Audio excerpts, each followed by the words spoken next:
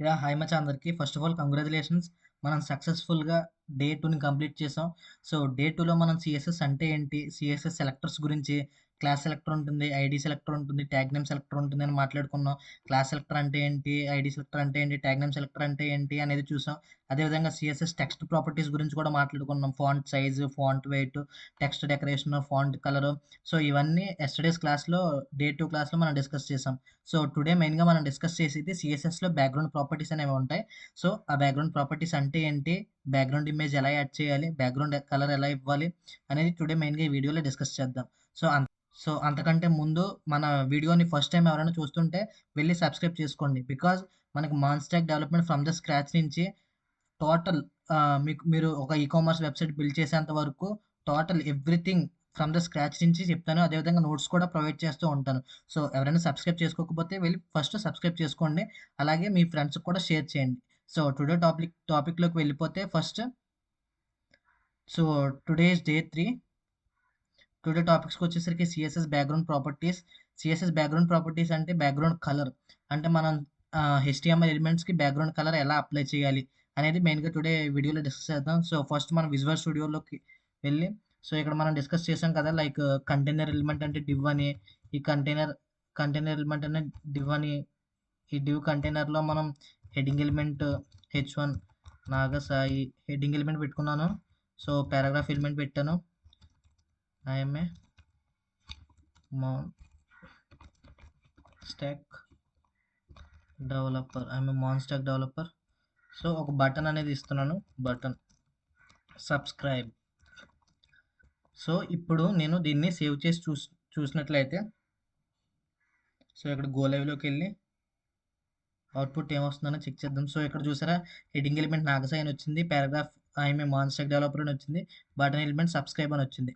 So, దీన్ని నేను background colour అనేది చేంజ్ చేయాలనుకుంటున్నాను. ఈ మూడిటిలిని నేను ఒక కంటైనర్‌లో పెట్టుకున్నాను. సో, డివ్ అనే కంటైనర్‌లో హెడ్డింగ్ ఎలిమెంట్‌ని, పారాగ్రాఫ్ ఎలిమెంట్‌ని, బటన్ ఎలిమెంట్‌ని ర్యాప్ చేశాను. సో, మెయిన్‌గా నేను ఈ కంటైనర్ ఎలిమెంట్‌కి కాంటెంట్ అనేది స్టైలింగ్ అనేది అప్లై చేద్దాం అనుకుంటున్నాను. క్లాస్ ఈక్వల్ టు కంటైనర్ అని చెప్పి సీఎస్ఎస్‌లోకెళ్ళి డాట్ కంటైనర్ అని చెప్పి బ్యాక్‌గ్రౌండ్ కలర్ ప్రాపర్టీ బ్యాక్‌గ్రౌండ్ కలర్‌కి పర్పుల్ అని ఇచ్చాను. ఈ రెండిటిని ఇండెక్స్ సీఎస్ఎస్‌ని హెచ్టీఎంఎల్ ఇండెక్స్ డాట్ హెచ్టీఎంఎల్ రెండిటిని సేవ్ చేస్తే మీరు అవుట్‌పుట్‌లో చేస్తే సో, బ్యాక్‌గ్రౌండ్ కలర్ అనేది అప్లై అయింది మీకు. చూసారు కదా! నాగసాయి మన్ stack developer subscribe background colour అనేది అప్లై అయింది. So, this is the background colour property. Background colour property అంటే ఏంటంటే the CSS background colour property specifies the background colour of an HTML element. ఈ బ్యాక్‌గ్రౌండ్ కలర్ ప్రాపర్టీ అనేది background కలర్‌ని specify చేస్తుంది. అంటే మనం class selector, ID selector, tag name selector ఏదైనా selector తీసుకొని ఆ సెలెక్టర్‌లో మనం ఏదైతే అట్రిబ్యూట్ ఇచ్చామో దాని నేమ్‌ని పెట్టుకొని అదేవిధంగా ప్రాపర్టీకి బ్యాక్‌గ్రౌండ్ కలర్ అని ఇచ్చి ప్రాపర్టీకి వాల్యూ మనం ఏ కలర్ అయినా పర్పుల్ మీకు నచ్చిన కలర్ ఏదైనా ఇచ్చుకుంటే బ్యాక్‌గ్రౌండ్ కలర్ అనేది అప్లై అవుతుంది. సో, ఇక్కడ చూసారు కదా! సో, ఇక్కడ నేను క్లాస్ అనే కంటైనర్ తీసుకున్నా. డివ్ అనే కంటైనర్ తీసుకున్నా. సో, ఈ కంటైనర్‌లో నేను హెడ్డింగ్ ఎలిమెంట్ పెట్టుకున్నా, పారాగ్రాఫ్ ఎలిమెంట్ పెట్టా, బటన్ ఎలిమెంట్ పెట్టా.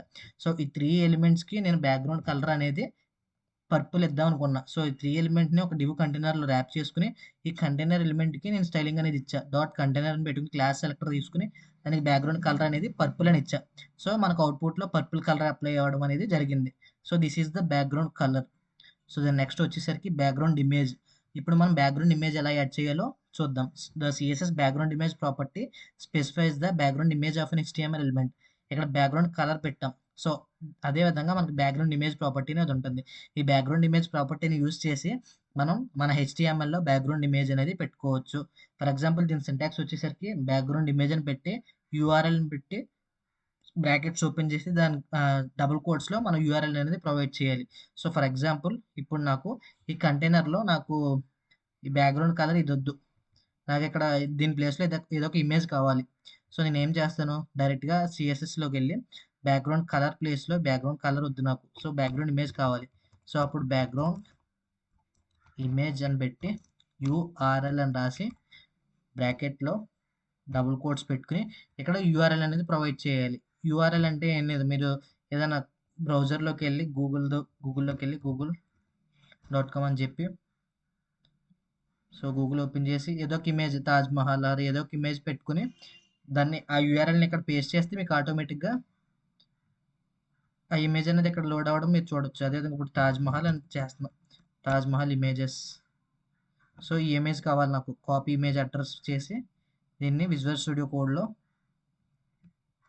బ్రాకెట్స్ దీంట్లో పేస్ట్ చేస్తున్నా. సో, ఇప్పుడు అవుట్‌పుట్ చూస్తే మనం చూసారా? ఇప్పుడు ఇమేజ్ అనేది అప్లై అయింది. సో, మీకు క్లారిటీగా కావాలంటే హైట్‌ని దించుకోవచ్చు. హైట్ ఎలా ఇవ్వాలి? విడ్త్ ఎలా ఇవ్వాలి? అది కూడా మనం ఒకసారి చెక్ చేద్దాం. ఈస్ దిస్ బ్యాక్‌గ్రౌండ్ ఇమేజ్‌కి ఓపెన్ ఇమేజ్ అని న్యూ ట్యాబ్ కొట్టి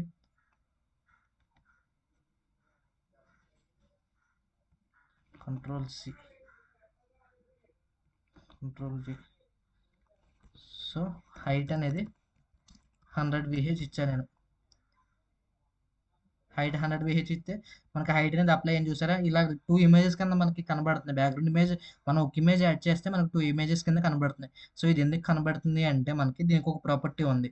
సో, ఫర్ ఎగ్జాంపుల్ ఇప్పుడు మనం చూసుకుంటే బ్యాక్‌గ్రౌండ్ ఇమేజ్ తర్వాత బ్యాక్‌గ్రౌండ్ సైజ్ అనే ప్రాపర్టీ ఉంటుంది. ఈ ప్రాపర్టీ ఇస్తే మనకు 2 ఇమేజెస్ కనబడవు. ఓన్లీ 1 ఇమేజ్ మాత్రమే కనబడుతుంది. ఎందుకంటే ఈ బ్యాక్‌గ్రౌండ్ సైజ్ ప్రాపర్టీ అనేది సైజ్ ఆఫ్ ద బ్యాక్‌గ్రౌండ్‌ని స్పెసిఫై చేస్తుంది. మనకి ఎంత హైట్ ఉంది, మనకి ఎంత విడ్త్ ఉంది అనేది ఈ బ్యాక్‌గ్రౌండ్ సైజ్ ప్రాపర్టీ అనేది స్పెసిఫై చేస్తుంది. సో, ఫర్ ఎగ్జాంపుల్ ఇప్పుడు నేను బ్యాక్‌గ్రౌండ్ ఇమేజ్ పెట్టాం కదా! ఇక్కడ బ్యాక్‌గ్రౌండ్ సైజ్ ప్రాపర్టీ అని రాసి, బ్యాక్‌గ్రౌండ్ సైజ్ అని రాసి కవర్ అని పెట్టా వాల్యూలో. బ్యాక్‌గ్రౌండ్ సైజ్ కవర్ అని పెట్టి సేవ్ చేస్తే ఇప్పుడు అవుట్‌పుట్ చూస్తే మీకు ఓన్లీ తాజ్‌మహల్ ఒకటే కనబడుతుంది. ఎందుకంటే ఈ బ్యాక్‌గ్రౌండ్ సైజ్ కవర్ ఎప్పుడైతే ఇచ్చామో అది టోటల్ ఎంటైర్ విడ్త్‌ని స్పెసిఫై చేస్తుంది. హైట్ ఎంతుంది, విడ్త్ ఎంతుంది, దానికి తగ్గట్టుగా దానికి అకార్డింగ్‌గా మనకి ఈ ఇమేజ్ అనేది అలైన్ అవ్వడం జరుగుతుంది. సో, ఇది బ్యాక్‌గ్రౌండ్ సైజ్ ప్రాపర్టీ. సో, మెయిన్‌గా ఇవి సీఎస్ఎస్ బ్యాక్‌గ్రౌండ్ ప్రాపర్టీస్ అంటే ఇవి. బ్యాక్‌గ్రౌండ్ కలర్ అంటే ఏంటో తెలిసింది. బ్యాక్‌గ్రౌండ్ ఇమేజ్ అంటే ఏంటో తెలిసింది. బ్యాక్‌గ్రౌండ్ సైజ్ అంటే ఏంటో కూడా తెలిసింది. సో, ఒకసారి ఇన్ డీటెయిల్‌గా ఫ్రమ్ ద స్క్రాచ్ నుంచి మళ్ళీ ఒకసారి మనం మెయిన్‌గా చూసుకుంటూ వెళ్తే మనం స్టైలింగ్ అప్లై చేస్తే లైక్ డివ్ అనే కంటైనర్ తీసుకున్నాం. డివ్ అనే కంటైనర్ తీసుకొని హెడ్డింగ్ ఎలిమెంట్ పెట్టాం. హెడ్డింగ్ ఎలిమెంట్‌లో నాగసాయి అని పెట్టాను. పారాగ్రాఫ్ ఎలిమెంట్ తీసుకున్నాను. పారాగ్రాఫ్ ఎలిమెంట్‌లో ఐఎమ్ ఏ మాన్‌స్టాక్ డెవలపర్ అని తీసుకున్నా. అదేవిధంగా ఒక బటన్ ఇచ్చాను. BUTTY బటన్ అని చెప్పి సబ్స్క్రైబ్ అని చెప్పాను. సబ్స్క్రైబ్ ఇప్పుడు ఈ కంటైనర్‌కి క్లాస్ అనే సెలెక్ట్ ఇచ్చి దానికి అట్రిబ్యూట్ వాల్యూ ఈ కంటైనర్ అని ఇచ్చాను.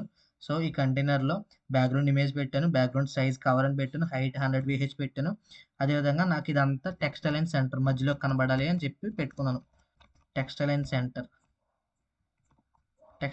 పెడితే ఇప్పుడు మీరు అవుట్‌పుట్ చూస్తే ఈ విధంగా ఉంటుంది. సో, మీరు ఇండివిడ్యువల్‌గా ఒక్కోదానికి కూడా స్టైలింగ్ ఇచ్చుకోవచ్చు. లైక్ మనకి హెడ్డింగ్ ఎలిమెంట్ ఉంది, పారాగ్రాఫ్ ఎలిమెంట్ ఉంది, బటన్ ఎలిమెంట్ ఉంది. సో, ఇక్కడ H1 అని చెప్పి కలర్ అనేది రెడ్ ఇస్తాను.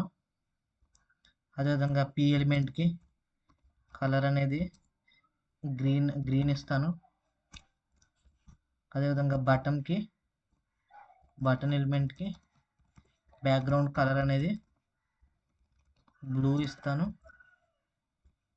కలర్ అనేది ఫాంట్ సైజ్ అనేది వైట్ ఇస్తాను. సో, ఇప్పుడు మీరు అబ్జర్వ్ చేసినట్టయితే అవుట్‌పుట్‌లో సో, మనకి ఈ విధంగా ఉంది. నాగసాయి రెడ్ అప్లై అయింది. IMA monster developer green apply అయింది. సబ్స్క్రైబ్‌కి బ్యాక్‌గ్రౌండ్ బ్లూ అప్లై అయింది. అదేవిధంగా టెక్స్ట్‌కి వైట్ కలర్ అప్లై అయింది. సో, టుడే మెయిన్‌గా మనం డిస్కస్ చేసిన ఈ 3 ప్రాపర్టీస్ గురించి నేర్చుకున్నాం.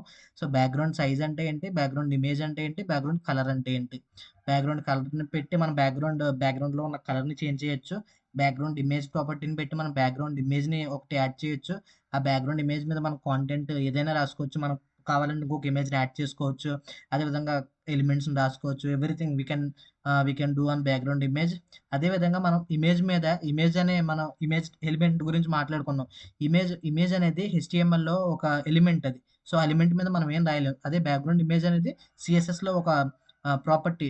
Background image property. సో, దీని మీద మనం హెడ్డింగ్ ఎలిమెంట్స్‌ని పెట్టుకోవచ్చు. పారాగ్రాఫ్ ఎలిమెంట్‌ని పెట్టుకోవచ్చు. అదేవిధంగా ఒక ఇమేజ్ ఎలిమెంట్‌ని కూడా పెట్టుకోవచ్చు. So, that is the difference between the image element and the background image element. అదేవిధంగా బ్యాక్‌గ్రౌండ్ సైజ్ ప్రాపర్టీకొచ్చేసరికి మనం background size equal to cover.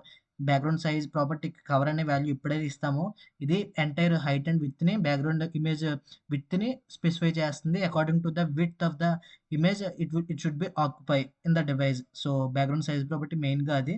So, that's it guys today video. So, మెయిన్‌గా ఈరోజు టాపిక్ మీకు అర్థమైంది అనుకుంటున్నాను. ఎవరైనా ఫస్ట్ టైమ్ విజిట్ చేస్తే మన ఛానల్‌ని వెళ్లి సబ్స్క్రైబ్ చేసుకోండి. ఎందుకంటే ప్రాపర్ స్ట్రక్చర్డ్ వేలో ఎక్స్‌ప్లెయిన్ చేస్తున్నాను. అదేవిధంగా ప్రతిదానికి నోట్స్‌ని ప్రొవైడ్ చేస్తున్నాను.